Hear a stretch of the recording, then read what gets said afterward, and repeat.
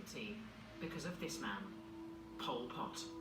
He came to power in 1975, just as the war was ending in Vietnam, and instigated one of the darkest periods of 20th century history. The Khmer Rouge sought to return Cambodia to a rural peasant economy, what they called Year Zero. The family unit was dismantled and children raised communally. Educated people were tortured and executed, towns and cities evacuated, and the urban middle classes forced into the fields to work. Up to 3 million people died in the genocide.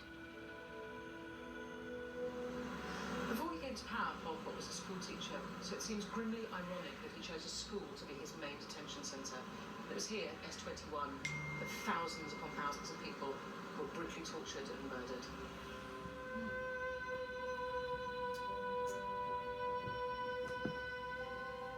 The S21 detention centre is a museum now.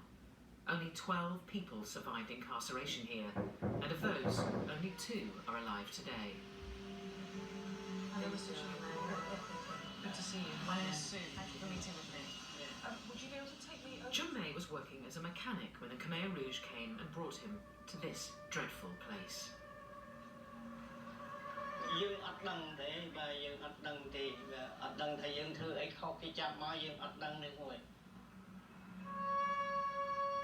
dương mà giúp muốn được bồn nông dương ắt kỳ lụa tế dương cùi dùng là hốt dương cùi dùng đã khỏi máu bán vía châu máu vía đặt nó đầy dương thân đặt nó đầy dương hói vì cho một dương bán việc đó là nó sơn chanh đó xui dương thật nghe ai miên tổng an nè châu CA châu KCB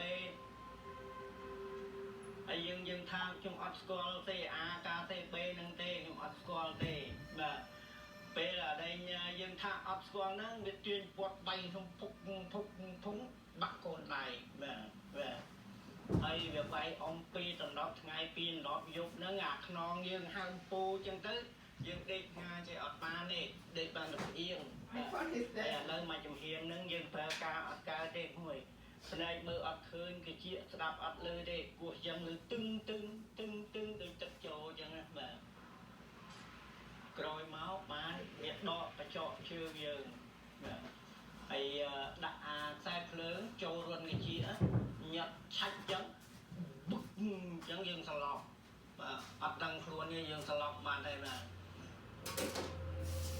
Eventually, to make the torture stop, Chun May agreed that he did work for the CIA.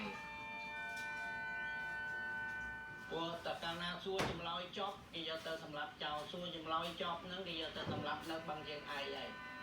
Dương ấp miên tha này thế dương đăng đã bây giờ tớ sầm lập chào lại, dương mình đặt man ban ruột to ngày nâng đi dương được tớ sầm lập mặt ấp như thế rồi. He believes he was kept alive because his skills as a mechanic were useful to his captors. In January 1979, Vietnamese troops liberated Phnom Penh, and the prison guards and torturers all fled. Chun May was forced to go with them. By extraordinary chance, as they left the city, he was reunited with his wife and baby son. Then the Khmer Rouge decided to kill their last prisoners.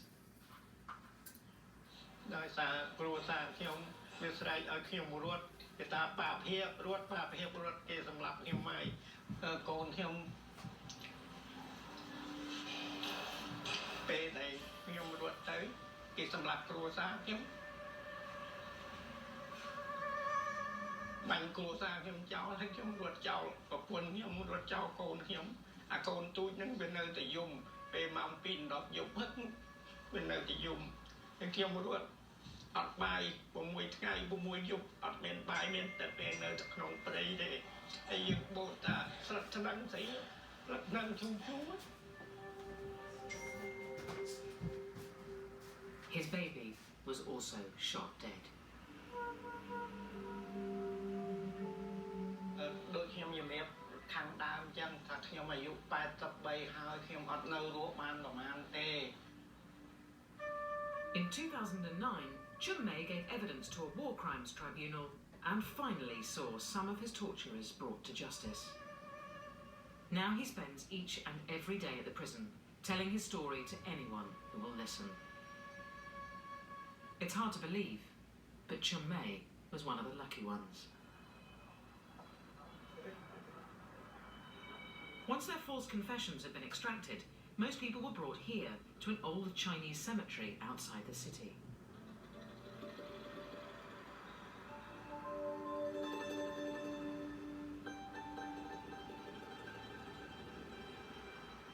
I'd like to thank you, first of all, for coming to the Zheng'an Genocidal Center, known to many as the Killing Fields. I know this is not an easy place to visit, but we are grateful that you have come here today to see this place of memory and of healing. Under Pol Pot, as many as 3 million Cambodians died out of 8 million. Wherever you come from, imagine if more than 1 out of every 4 people in your country was killed, and by your own people. That is what happened in Cambodia. If you didn't know what this place was, you'd think it was beautiful. It's got a sort of peace to it, and then, of course, you apply the context, and it becomes a place of total horror. The Khmer Rouge did not shoot people here. Bullets were expensive. Victims knelt in front of pits that would soon be their graves. Then they were beaten and hacked to death with whatever was cheap and available. Soldiers grabbed babies by their legs, smashed their heads against it, then tossed them into the pit.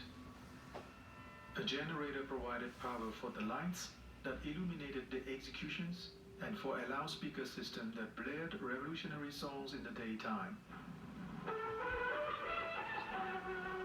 But at night, the music was played to cover up the screams of prisoners being killed.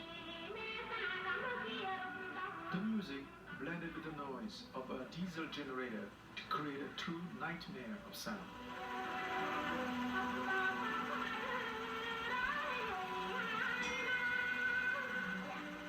These were the last sounds the victims ever heard.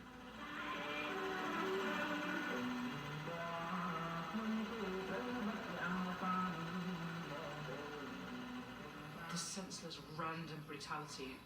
It's a sort of panorama of suffering, really, that starts off with intellectuals and moves to anybody with soft hands and anyone who wears glasses and anyone who disobeys anyone or looks at anyone.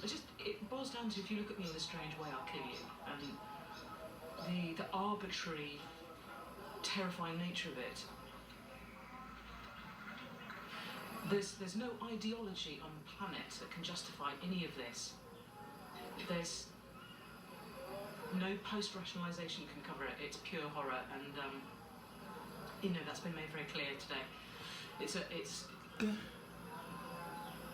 I have no desire to ever come here again, but I will never forget coming here, that's for sure.